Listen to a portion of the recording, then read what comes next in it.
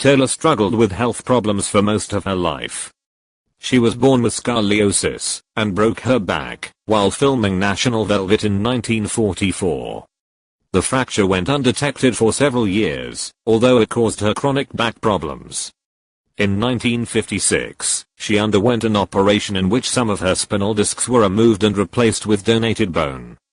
Taylor was also prone to other illnesses and injuries, which often necessitated surgery. In 1961, she survived a near-fatal bout of pneumonia that required a tracheotomy. She was treated for the pneumonia with a dose of staph bacteriophage. In addition, she was addicted to alcohol and prescription painkillers and tranquilizers. She was treated at the Betty Ford Center for 7 weeks from December 1983 to January 1984, becoming the first celebrity to openly admit herself to the clinic. She relapsed later in the decade and entered rehabilitation again in 1988.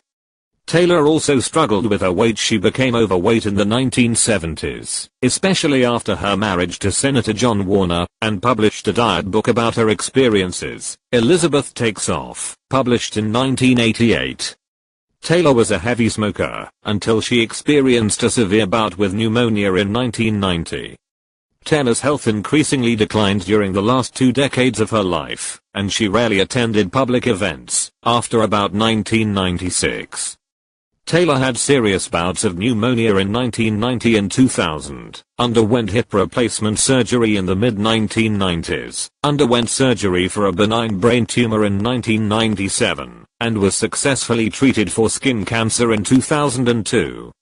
She used a wheelchair due to her back problems, and was diagnosed with congestive heart failure in 2004. 6 weeks after being hospitalized, she died of the illness at age 79 on March 23, 2011, at the Cedars-Sinai Medical Center in Los Angeles. Her funeral took place the following day at the Forest Lawn Memorial Park in Glendale, California. The service was a private Jewish ceremony presided over by Rabbi Jerome Cutler. At Taylor's request, the ceremony began 15 minutes behind schedule, as, according to her representative, she even wanted to be late for her own funeral. She was entombed in the cemetery's Great Mausoleum,